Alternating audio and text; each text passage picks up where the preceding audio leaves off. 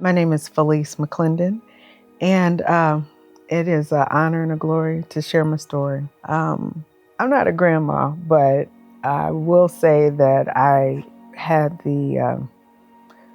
I can't say pleasure, but I survived the May 16th tornado. I know a lot of people talk about being in the tornado.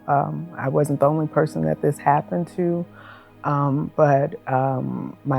I do become a grandma, I'm sure my kids will still roll their eyes like, oh no, here she goes. She's going to want to tell you the story of when she was in her car in a tornado. I was driving on Del Mar at the intersection of Union, one of the places where this EF3 tornado touched ground. And first I just looked up at the sky because it was beautiful.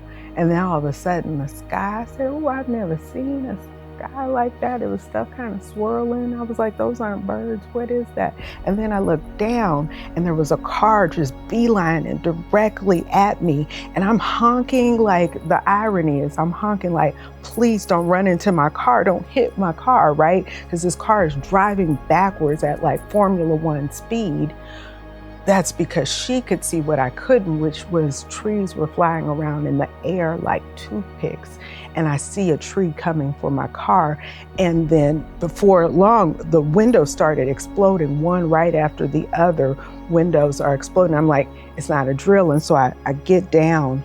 And by the grace of God, I am here to tell this story, this very real story about how God spared my life. And so, of course, I, in shock, and, the EMS people were like, you got out of that car? Like, you're lucky. I'm like, oh no, I'm blessed. God allowed me to get out of this car because tree, debris, brick, sticks, everything is hitting me, flying across my back. I still have glass in my arm. You know how you get a splinter? You can't see splinters, but my body was full of glass shards. And, that said, I still did what I always do, what I think a lot of us do, which was run into fixing it, right? So I get the car towed to Firestone. I immediately go into because there was still a shell of a vehicle, a car that still existed. I go into, I need new windows and I need new tires. So I'm looking for the phone number for Safelite and I'm like,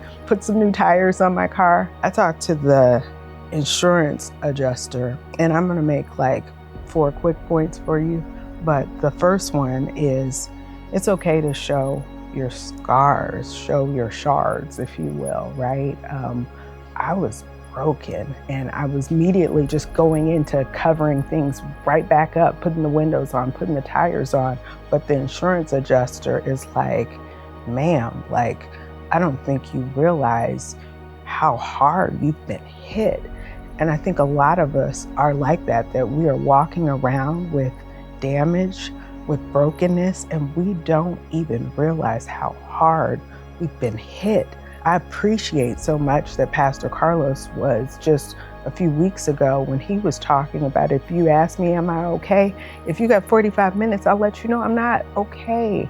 It's okay to not be okay. And so I was thankful for that, even barring what I've been through, because I think there is really something to being vulnerable enough to show your scars, right? I've been hit, and sometimes we really do need to talk about that and share that with others, because that gives them permission to do the same. The second thing I want to say, which was something I didn't do right off the top, which is deal with the damage. The first few days after the tornado was on May 16th. On May 17th, I woke up, I really couldn't see very well. May 18th, I'd wake up and in the morning, my sight was very blurry and everything. And I mean, I've never been more than a cheerleader as far as athletics is concerned, but I'm like, do I have a concussion? Is that what's happening here? I had glass in my eyelashes. So every morning, you know how you wake up and you can have the crusty eye? I was encased in glass. So even though I had bathed, it wasn't like a full baptism, if you will. So I literally had shards of glass in my eye.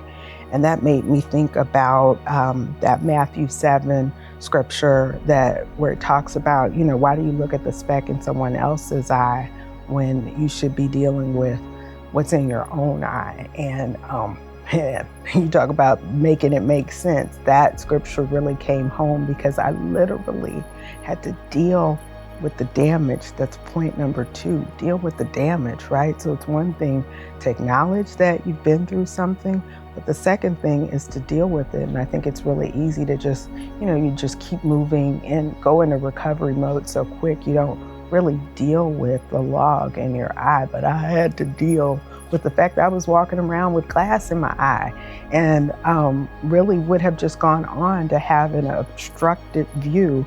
And really, as the insurance adjuster said, you wouldn't want to get in that car again because you could keep injuring yourself. Why would you keep injuring yourself? Even if you turn it on, it's gonna, through the exhaust system, just push all that glass back in your face again. So, so many times we are re-injuring ourselves because we're not dealing with the shards, with the scars that we're just walking around with. Which brings me to point number 3, which is to build on a firm foundation. One of my favorite ministers is Priscilla Shire, and I heard her tell this story about a storm that took place. It was Hurricane Ike, actually, and she was talking about how there was this beautiful retirement community where there were, no more than about maybe 500-600 houses out of all, because it's where people go to retire to live near the water on the beach, really beautiful. But after Hurricane Ike, every house, she had pictures on the screen like you see, every house was wiped away except one house. And that one house was the house that when they built it, it was built for the storm. I just wanted to tell you, you don't even know, but we have really been built for a storm. If you've ever heard that story, that you're in one of 3 places in life, you're either going into a storm, you're in a storm, or you're coming out of a storm. Guess what? The quality of your capacity to come out better and to even survive a storm is really how you went into the storm. And that's a foundation piece, right? There's that scripture in Matthew 7:24-27, where it talks about the parable of the wise and the foolish builders. In my vocation, I work on Delmar Main Street, and where that happened, that's why I was there, because I was at work, and we're literally rebuilding the community. And so now I'm thinking about rebuilding and revitalization differently. It is so imperative to build on a firm foundation. You can put stuff up quick and make it look good. And yeah, there are things that are acute needs that you do and it's short term, but in terms of long term fix-its, this is it's an inside job, and you got to really build with a firm foundation. And that takes time, but that's when you're really, your point number 4 is you're rooted in your real job. If you were to ask me, like I just said, my job is I'm the executive director of Delmar Main Street. I was there to rebuild and revitalize it, and it's my literal job. But, the reality is a lot of times when we speak to our identity, we talk about, what we do. We talk about, I'm a mom, I'm a dad, I'm a fisherman, I'm retired even, right? I'm in tech. We come up with these things that speak to who we are. But when you're rooted in your real job, I don't want to just talk about my hobbies and things I like to do, or even my own aspirations for myself. It's my job to give God glory. That's why I'm here. That's why we're all here. And I think a lot of times we don't think about that. God will make you think about that. I'm thinking I had some juice I was going to bring out, and sometimes when you're shaking your juice, you shake it because it's not good for it to get settled. Sometimes it's good to be shaken. It doesn't feel good. I wouldn't wish this on my worst enemy, but it's important to be shaken so that you don't settle, and so that how very important it is to be rooted in your real job, is to give God all the glory. I wouldn't want him to come back and say, he had to in Matthew 7, I never even knew you, because the only thing I identified with was something as superficial as my job, or my identity in my family. I'm a wife, a sister, a brother, a mother, any of these things. Like, I would want God to know I did everything I could to give him glory for my life.